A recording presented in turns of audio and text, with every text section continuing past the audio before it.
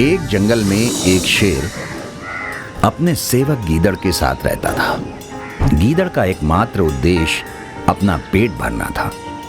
पेट भर जाने पर गीदड़ उसे शेर की वीरता के ऐसे गुणगान गाता कि शेर का सीना फूलकर 2 गुना चौड़ा हो जाता। एक दिन शेर ने एक बिगड़ैल जंगली सांड का शिकार करने का साहस कर डाला। सांड बहुत शक्तिशाली था। उसने लात मारकर शेर को दूर फेंक दिया। जब वो उठने को हुआ तो सांड ने फां फां करते हुए शेर को सींगों से एक पेड़ के साथ रगड़ दिया। शेर सींगों की मार से काफी जख्मी हो गया था, अतः किसी तरह वहां से जान बचाकर भागा। कई दिन बीते परंतु शेर के जख्म ठीक नहीं हुए। अब वो शिकार नहीं कर पाता था। दोनों के भूखे मरने की नौबत आ गई। शेर को यह भी भय था कि खाने का जुगाड़ समाप्त होने के कारण गीदड़ उसका साथ न छोड़ दे। अतः शेर ने एक दिन गीदड़ से कहा, खाना खाए हमें कई दिन हो गए, इस तरह से हम और नहीं रह पाएंगे। तुम ऐसा करो, जाकर किसी तरह किसी जानवर को यहाँ ले आओ जिससे उसका शिकार कर अपनी भूख मिटा सके। गीदड़ को भी शेर की बात जच गई। वो जंगल में किसी मूर्ख जानवर की तलाश करने लगा, पर जंगल में उसे कोई भी जानवर नहीं मिला।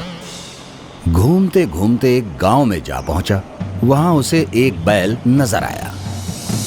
गीदड़ बैल के पास जाकर बोला, नमस्ते मामा, बहुत कमजोर हो गए हो, क्या बात है?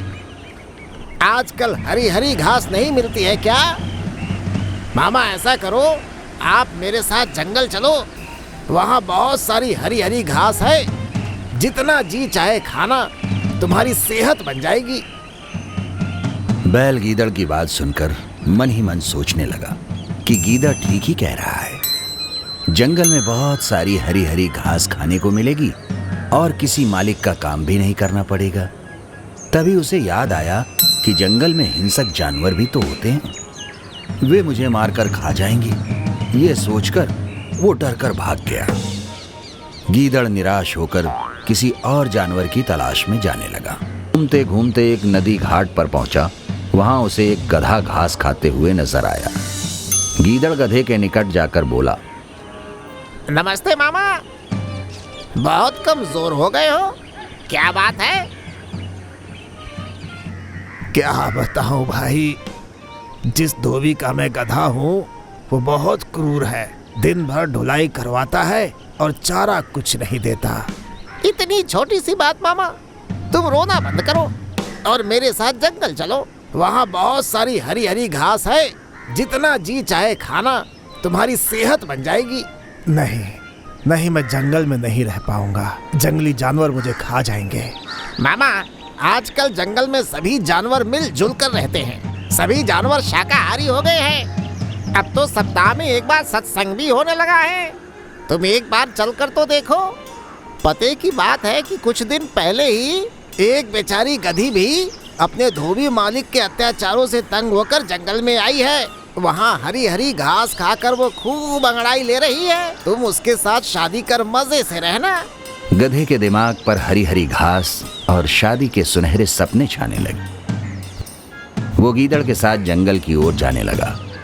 जंगल में गीदड़ गधे को उसी झाड़ी के पास ले गया जिसमें शेर छिपा बैठा था। गधे को दूर से ही झाड़ी में शेर की बत्तियों की तरह चमकती आंखें नजर आ गईं। वो डर कर उछला और भाग गया। अपनी योजना को असफल होने पर गीदड़ ने शेर से कहा, महाराज, आपने मेरी सारी मेहनत बेकार कर दी। इस बार गलती हो गई, तुम उसे दोबारा लाओ, इस बार गलती नहीं होगी। गीदड़ दोबारा उस गधे की तलाश में नदी घाट पहुंचा। उसे देखते ही बोला, मामा, तुमने तो मेरी बेइज्जती करवा दी। तुम अपनी दुल्हन से डरकर भाग गए। उस झाड़ी में मुझे हिंसक जानवरों की भांति 2 चमकती हुई आंखें दिखाई दी, जैसे शेर की होती हैं। फिर मैं क्या करता? मामा, तुम भी मूर्ख के मूर्ख ही रहे। उस झाड़ी में तुम्हारी दुल्हन थी, जाने कितने जन्मों से वो तुम्हारी राह देख रही थी। तुम्हें देखकर उसकी आंखें चमक उठी तो तुमने उसे शेर समझ लिया। गधा बहुत लज्जित हुआ। गीदड़ की चाल भरी बातें ही ऐसी थी। गधा फिर उसके साथ चल पड़ा। जंगल में झाड़ी के पास पहुंचते ही शेर ने नुकीले पंजों से उसे मार गिराया। इस प्रकार शेर व गीदड़ का भोजन जुटा। शिक्षा: किसी की चिकनी चुपड़ी बातों में नहीं आना चाहिए। हमारे YouTube चैनल को अभी सब्सक्राइब करें। नए वीडियो देखने के लिए बेल आइकॉन जरूर दबाएं। हमारे वीडियोस पर अपना कमेंट जरूर दें। वीडियो को लाइक करके अपने मित्रों को शेयर जरूर करें।